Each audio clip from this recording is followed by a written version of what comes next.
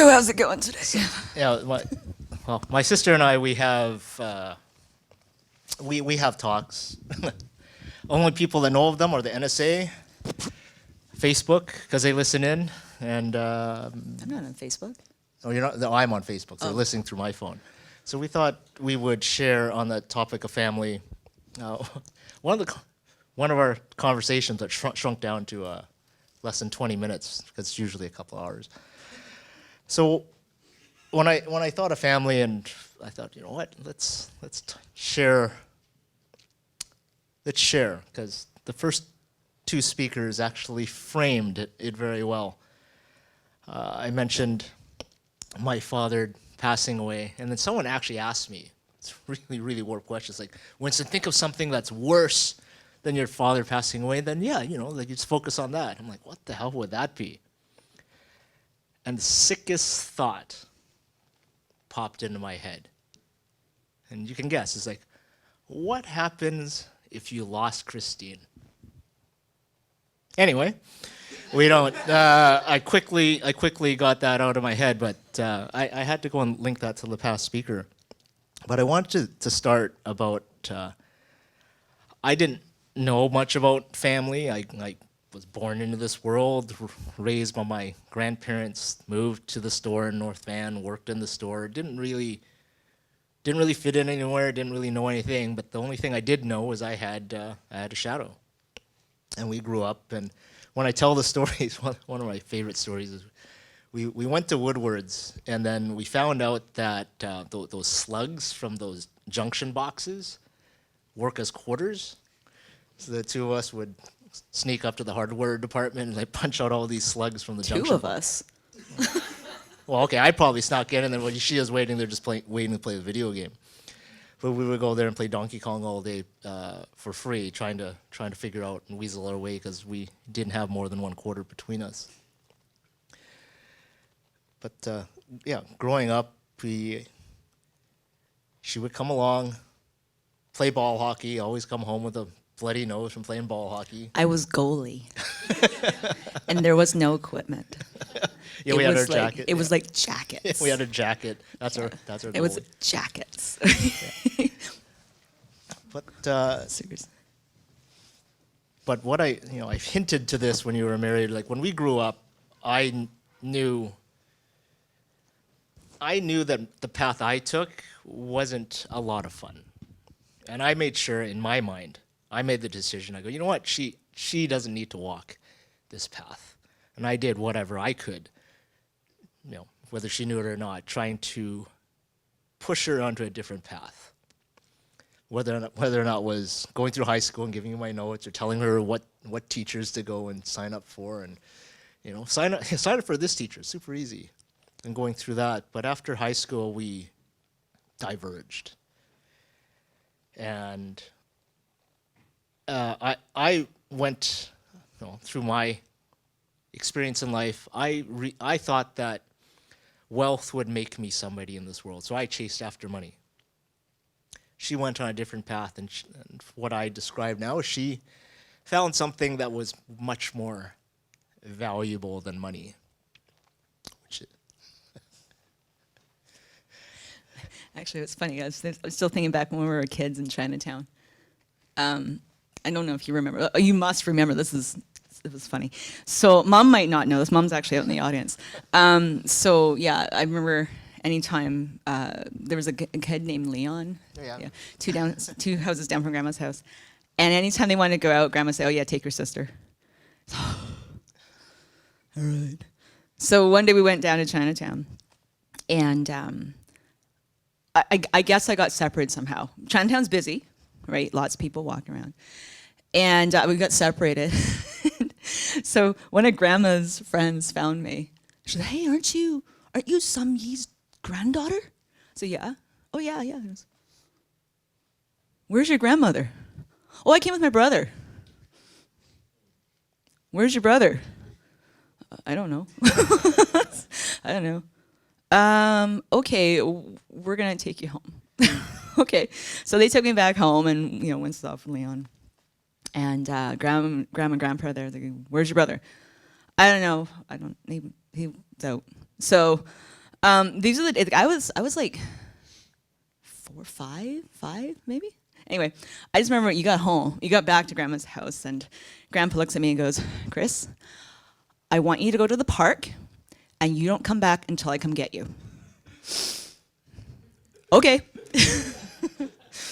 Boy, that must conjure up some memories. Yeah, and I remember that now.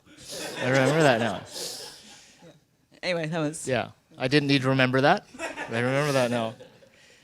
Anyway, so so I distinctly remember the one time you came over. This is years later. I just had my son Sean. Sean was probably maybe a couple months old, maybe. New mom, first time mom. I think at that point, like Sean was not sleeping well. He was not feeding well. I had a dog. My husband's doing the best he could. But basically, it came down to the point that brushing my teeth was an optional thing. Days would go by, and like, what the hell? So anyway, Winston comes over. I'm completely disheveled. I don't think I've changed. It's like 3 o'clock in the afternoon or something like that. He looks around my house, and it's like stuff strewn everywhere, dishes piled high. And he goes, "God, like I make more money than you do, yet you seem like you have so much more than I do." And I look around the house, and I'm like, you can have this if you want. But at the same time, though, I realized what he was saying was the fact that, and all I could respond was, everything I have that you want, you can't buy. You can't buy my husband. You can't buy my son. You can't buy my amazing dog. You can't buy the things that I have. And everything you have, I don't really care to have. Yeah, and even at that point, I remember it's just bounced off my forehead. It's like, what do you mean I can't buy a dog? I can go buy a dog. I don't want Mikey, but I can buy the dog. But it didn't really sink in because at that point I was very, very, the lens was definitely pointed inwards, and I was looking for external validation. Seriously looking for external validation of constantly up-leveling. What I call up-leveling is making sure that you made more than the last job significantly so you can tell your last job to suck it because I left and I'm making way more than now and doing less, which I thought was success in how society would dictate it. More money, which I understand now it just brings more problems.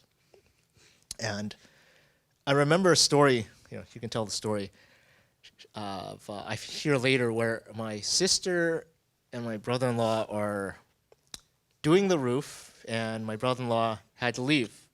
And when I heard this story, I'll tell you my reaction to the story after, but she can tell the story. Was it the first time we did the roof or the second time? Okay. Yeah, the first time. So my husband, so this is like, 5 weeks before our wedding? Maybe. So we got married on the Labor Day long weekend, and on the BC Day long weekend, which is like a month beforehand, my husband's sitting on the computer, he's like getting things ready. Go, yeah, we're gonna redo our roof. I'm like, we're getting married in a month. Like, what are you doing, right? So he goes, oh yeah, we can get it done in a weekend. You've never done this before. You're talking about, are you serious? So it's like, oh yeah, we'll get some friends. We'll get some friends out and help us do the roof. Like, and it'll be done on the week. Yeah, it'll be done, long weekend, we'll totally be done. Okay. All right, you think so? So anyway, weekend's getting closer. We have some friends lined up to come help us out and stuff. And he comes and tells me, like, 2 days. Yeah, Lewis, he says I have to go to Mexico on Monday for work. I'm like, this Monday? Like, as in, like, right after the long weekend, but not after long? He goes, yeah, so what about the roof? Oh, Lewis, he promised that he'll come help out after work. Okay. So we had like a bunch of friends come over to help, and I remember, driving up, and we had a good 8 sets of friends to come over to help, like reef shingles up onto the roof and everything else. My father-in-law came over to help, and are you talking about the chimney incident? No, the fact that people actually showed up unannounced. Oh, okay. I thought you were talking about the chimney incident. No. Okay, well, that's a different story. So anyway, yeah, it was awesome, like having a bunch of friends come over who've never roofed in their lives, who've never climbed a roof in their lives, actually come over and on their free long weekend to come and help us out with our roof. I think we had about, I don't know, at least 6 to 8 people come out to help us out. And keep in mind, I had to feed these people too.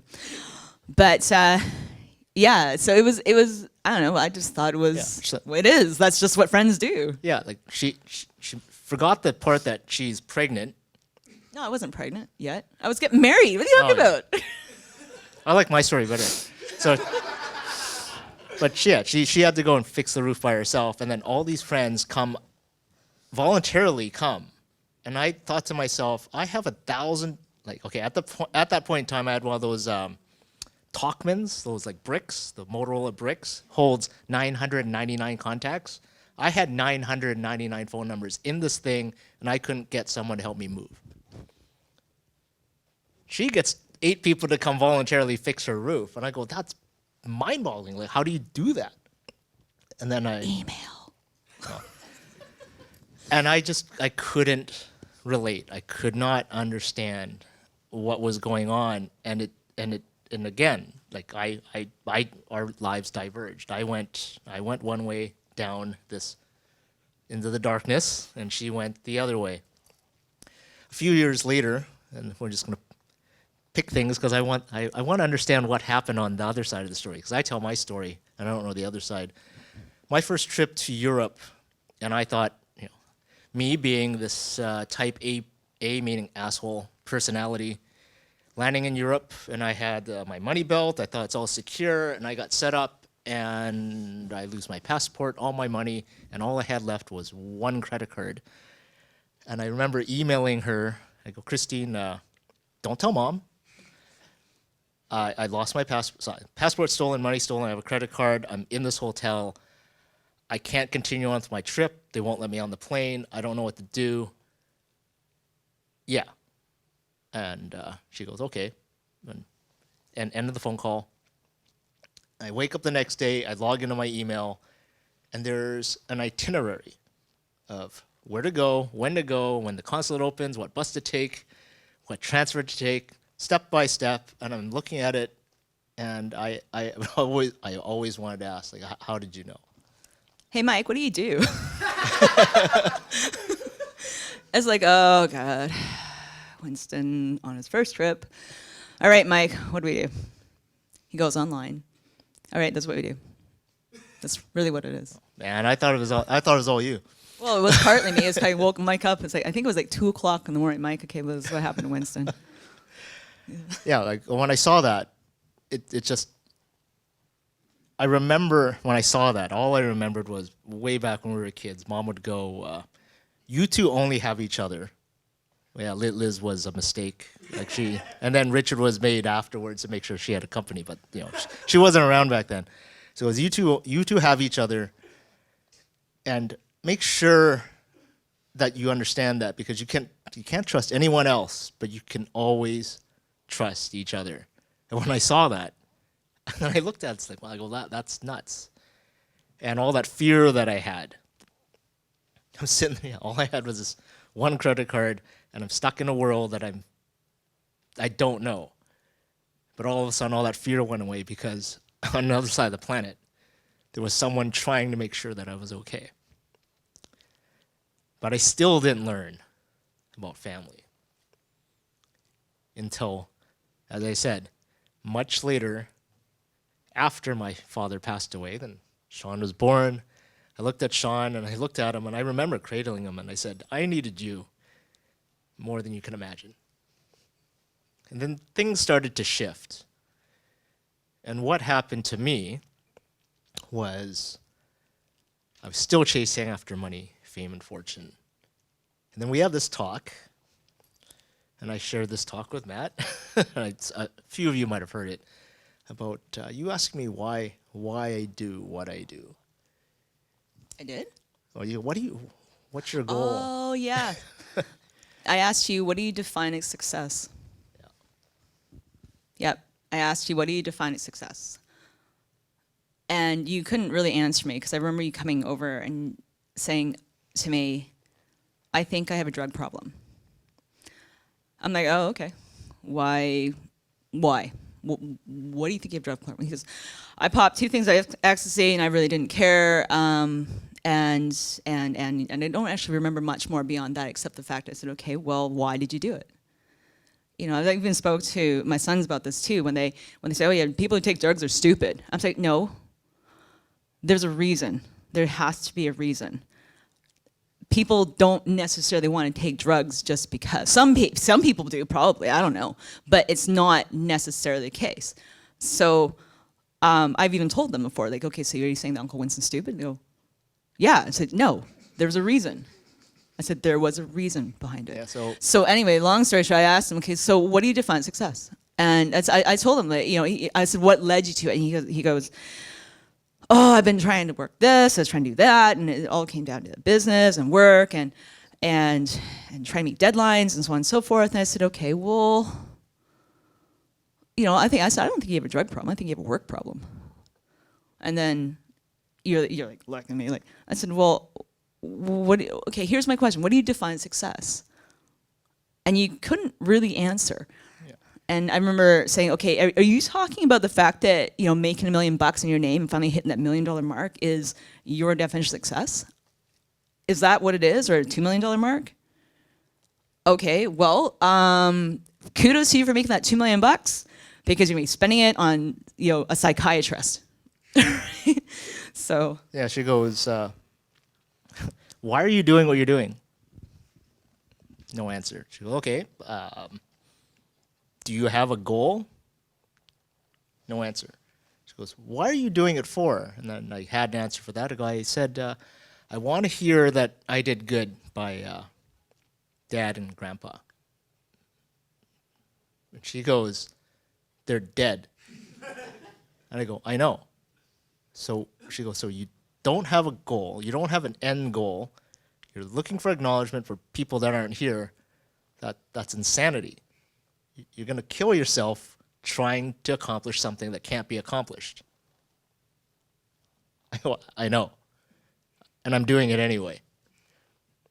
And then she said, what's your definition of success? And I said, failing. Quitting is failure. And then she goes, no, quitting's an option. And I still didn't get it. And continue on. We leapfrog a little further along when all this started to happen, when I learned that there was other things that mattered in life. So I not necessarily abandoned the quest for money, but then I started understanding that there is things that are more important than status and money.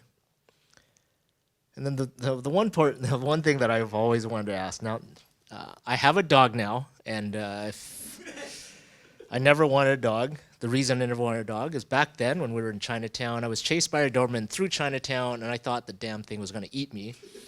And I had PTSD my entire life with dogs until she got a dog, my mom got a dog, and it's pretty hard to get scared by a lab and a poodle. But I got comfortable, but then you came up to me a couple years ago and said, you should get a dog. Yeah.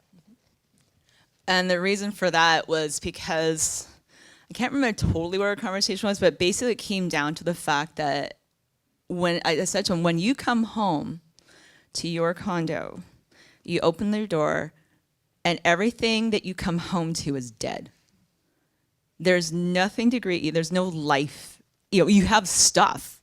You've got a lot of stuff, and that's how you define yourself, then fine. But it comes down to it, you come home to death. There's nothing there. You have, and then I said to him, you know what? I just realized you've never taken care of something. You have, and plants don't count because I can't take care of a plant. I just let people know, I actually, when anybody gives me a plant as a gift, I actually apologize to it. It's like, yeah, sorry. Yes, I did kill a mint plant. I don't see how that's possible. But anyway, so I said to him, you know what? You need to come home to something and actually value its worth. And I said, you need to get a dog. He looks at me and goes, great. And then I said, you think I'm joking with you, but I'm serious. You need to get a dog.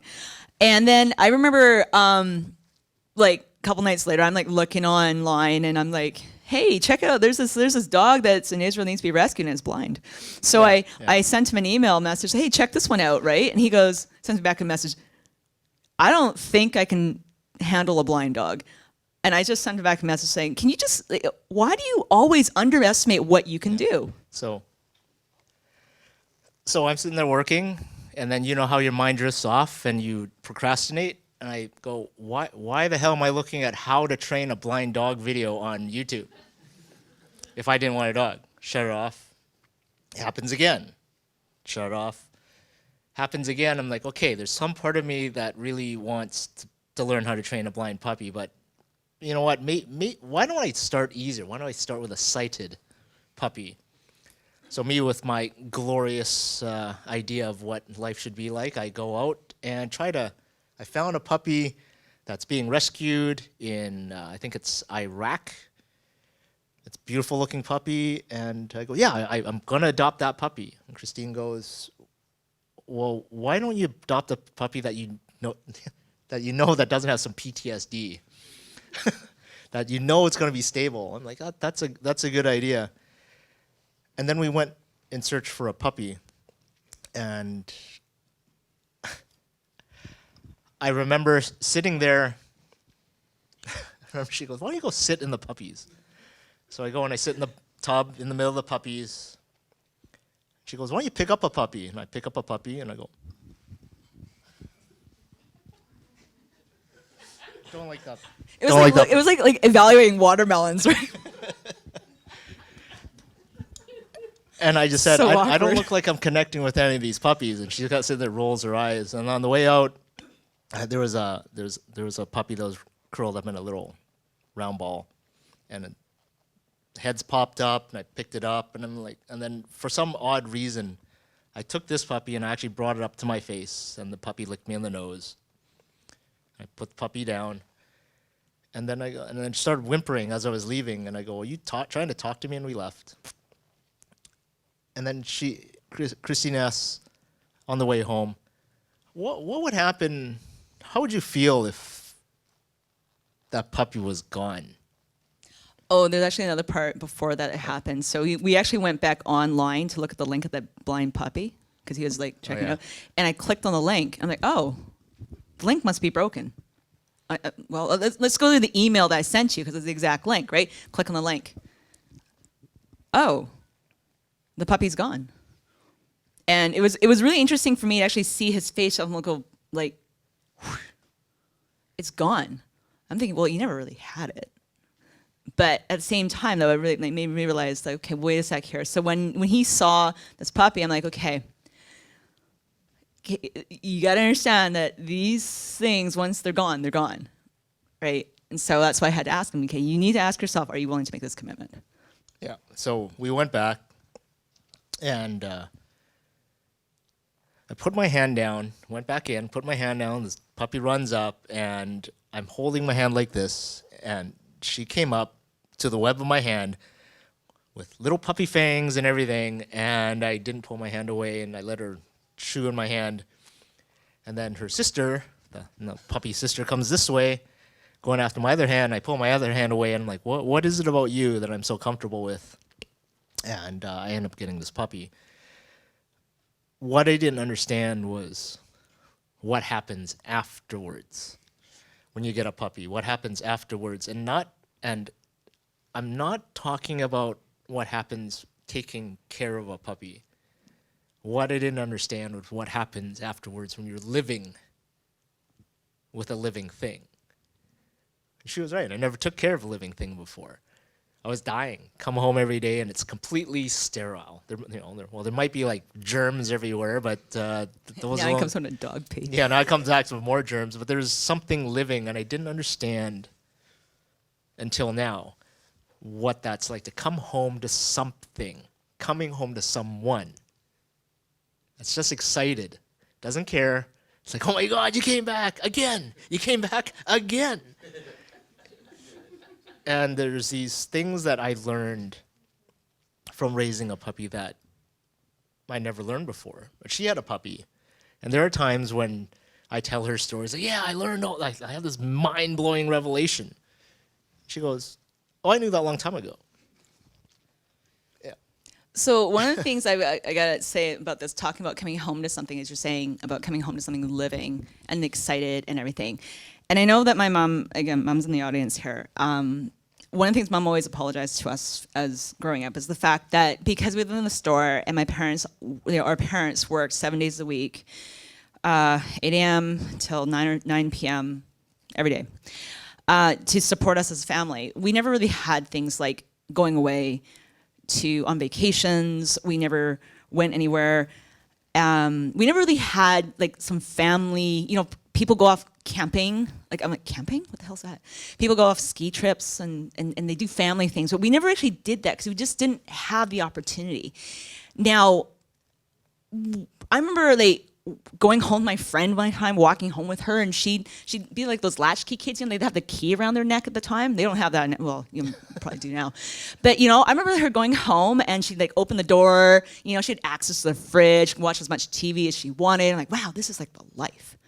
But as soon as I walk in the door, okay, hey Chris, can you just come and quickly just watch after the cash register for a bit? I need to go to the bathroom. Okay, so I knew I was like working right away. So it wasn't really until we moved into a different home where it was a brand new house. It actually had carpet. We've never had carpet.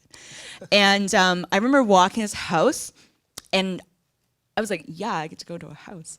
And I opened the door and you hear the beep, beep, beep of the alarm. So you had to go over, shut the alarm off, and you close the door. And it was my very first time ever that I came home from school and I didn't have somebody say, hey, Chris, how was school today? My very first time ever from preschool until university that I didn't have somebody actually say to me, how was school today? How was your day today? I'm like, this is so weird. So then I walk into the kitchen, and on the kitchen is a styrofoam container all wrapped up, keep warm. Hi, Chris, I hope your day was good. Here's some dinner, give us a call. Mom left food on the counter for me. I'm like, I guess it was good. Hey, Mom, yeah, I just made it home. Everything's good. Okay, well, you have a good night. Like, I closed the door, and it was so quiet.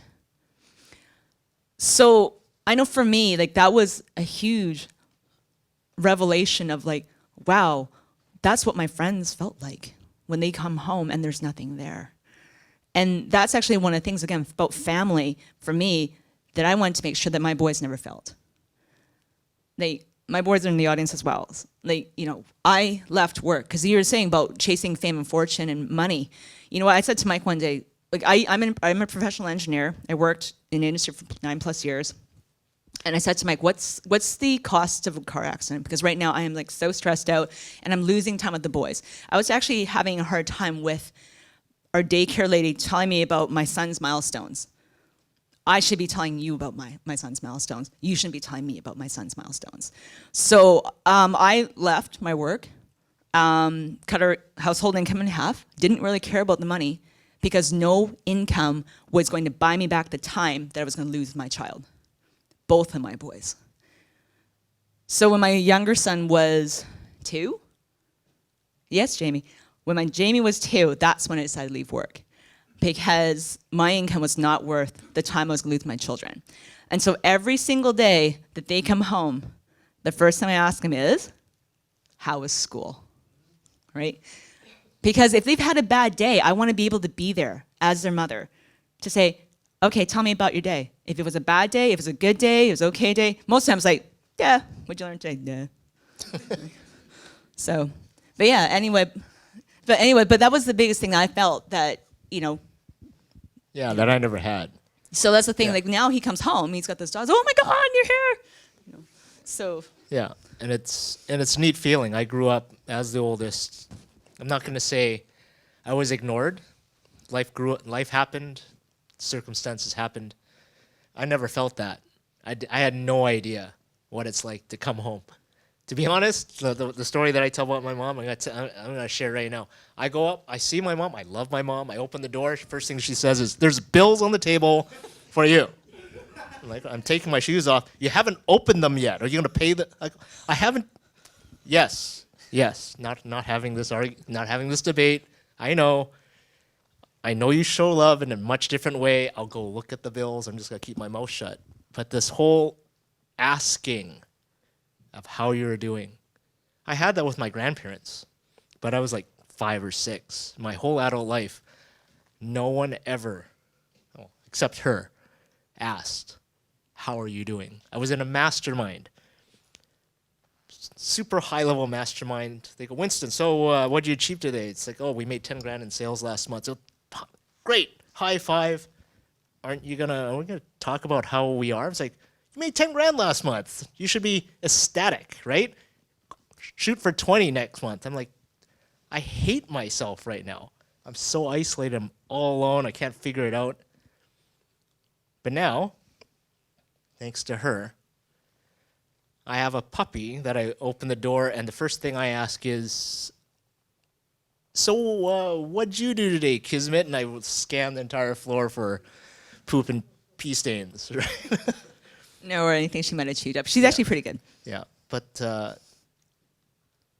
as I said, it's taken me my entire life from my divergence coming back around. And it took a sibling to introduce a puppy. And again, what's the worst thing that can happen? I'm not answering that question. My sister, Christine Hylands.